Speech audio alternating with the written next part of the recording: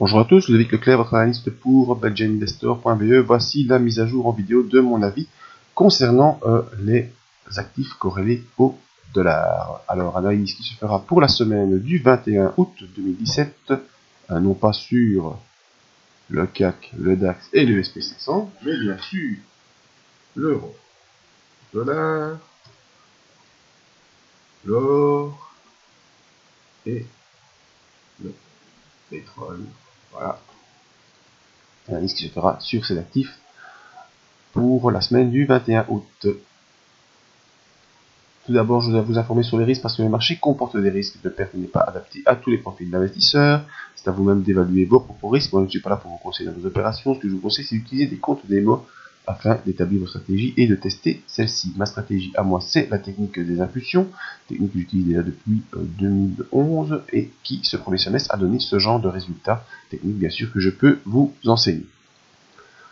Alors, passons d'abord à l'avis sur l'euro-dollar. Et bien l'euro-dollar, voilà, on avait ce petit couloir gentillet à suivre, couloir qui était débordé au début août, et donc ce débordement engendrait quoi? Eh bien une consolidation. Voilà, on est revenu dans le couloir gentiment, on est passé bien largement au-dessus des 1,1459, on a un objectif au 1,20, pour l'instant on n'y est pas encore, et vous voyez qu'on latéralise. Au niveau des indicateurs, on a ce signe de latéralisation, voilà, le MACD est passé sous son signal mais reste au-dessus de 0, le RSI revient dans la zone neutre. Donc on latéralise gentiment. Il faudra attendre maintenant une nouvelle accélération. Alors accélération vers où? Hop, je prolonge mon couloir. Tac. Gentiment. Donc accélération qui pourra se faire vers où? Donc vous marquez ce resserrement de la bande de Bollinger. Donc ça c'est un signal qu'il y aura une accélération. Tout comme on a eu ici. C'est un signal d'accélération, les resserrements des bandes de Bollinger, ça ne peut pas rester comme ça très longtemps. Alors soit ça part à la hausse, soit ça part à la baisse, mais de toute façon ça part dans un sens ou dans l'autre. Ici on a la latéralisation gentiment, on joue autour de la M20, les bandes de Bollinger sont resserrées, on est revenu en couloir, donc simplement attendre une accélération par le haut, une accélération par le bas. Objectif haussier à 20, objectif baissier à 14. Assez simple. Voilà. Passons maintenant. Alors, voir si le plan de trading que je vous ai proposé se déroule comme il se doit. Eh bien oui, voilà. Donc notre plan de trading qu'on avait évolué à partir d'ici, on disait voilà, maintenant qu'on est dans le couloir vert du bas de la médiane de Andrews, eh bien l'objectif est de rejoindre cette médiane et de rejoindre le support la résistance des 1292 qui correspond au point haut du mois de juin. Eh bien ça a été fait cette semaine, vous voyez début de semaine en consolidation, on est revenu et ici une deuxième fois on revient sur les 1292. Voilà notre objectif, notre plan de trading est terminé. Il faut maintenant trouver autre chose. Alors, cette bougie ici n'augure rien de bon. Je peux bien sûr vous faire cette petite flèche que vous aurez de toute façon tous compris. Cette bougie n'augure rien de bon, pourquoi? Parce qu'on est monté très très haut, on a passé la résistance, on a fait un test de résistance, on a passé la médiane, on a fait un test de médiane, et on a été largement reflué pour terminer en phase baissière. Cette bougie à elle seule peut être comprise comme une étoile filante. Hein, vous connaissez l'étoile filante, si vous ne la connaissez pas.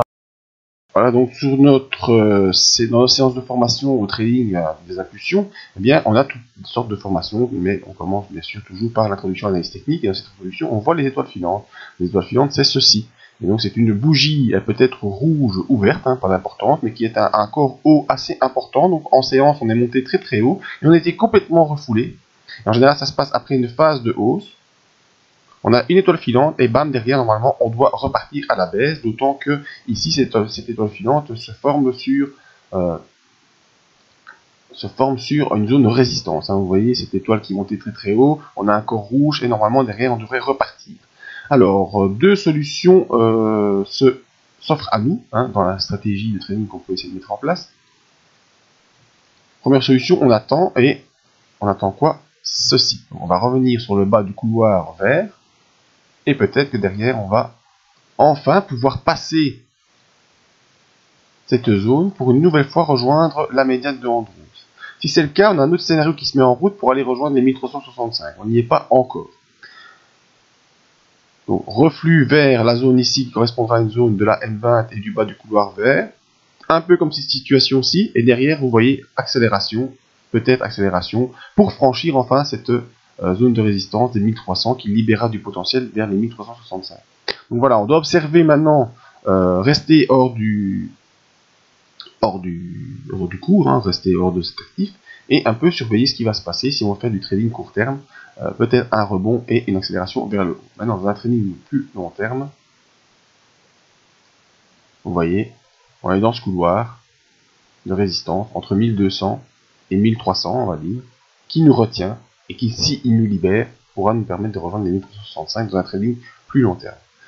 Cela pourrait être bien parce que voilà, les indices, vous le savez, ils sont en souffrance. Les indices pour l'instant n'arrivent plus à donner de haut. Si vous voulez voir la vidéo sur les indices, elle est ici. Voilà, vous avez le CAC, le SP500 et le DAX, et vous allez voir que faire une petite ligne sur l'or, même dans le moyen terme, c'est peut-être pas une mauvaise idée. Voilà, tout ça pour vous dire que cette semaine se clôture donc sur un échec du passage de la résistance.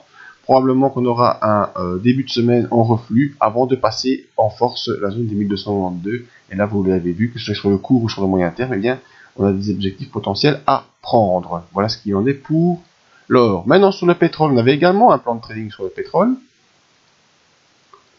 Plan de trading qui semble vouloir bien se réaliser aussi. Bon, je vous avais donné une consolidation un peu moins forte avant de repartir vers les 56. Je suis d'accord avec vous, cette semaine, voilà. Je pensais que mon plan de trading était mort, et ben tout compte fait pas du tout, parce que vendredi, à la surprise générale, grosse accélération haussière du pétrole pour les raisons XY que je ne connais pas, ça ne m'intéresse même pas. Dans un court terme, ce que je veux savoir, c'est comprendre, en tout cas, c'est pourquoi, en tout cas pas pourquoi, mais par où ça va. Et apparemment ici, en voyant les impulsions de vendredi, ça part à la hausse. Voilà, on a le RSI qui a probablement passé en zone d'accélération haussière, le MACD qui a fait sa consolidation au-dessus de 0 a probablement repassé son signal, et donc on est reparti pour une accélération, un test des 54,15 qui pourra être une formalité, et une accélération vers les 56,81. Alors pourquoi 56,81 quand on voit l'objectif hebdomadaire? Voilà, 56,81, c'est la zone de résistance qui nous tient depuis 2017. Et si on passe ces zones de résistance, et bien dans un plus long terme, on a un nouvel objectif aussi à 67,77. C'est pas encore le cas, c'est pas gagné. Il faudrait pour ça que les indices puissent, non merci la pub, puissent retrouver un peu de couleur, mais cette accélération de vendredi sur le pétrole nous montre qu'il y a un potentiel aussi qui est présent dans le court terme, vers les 56,81,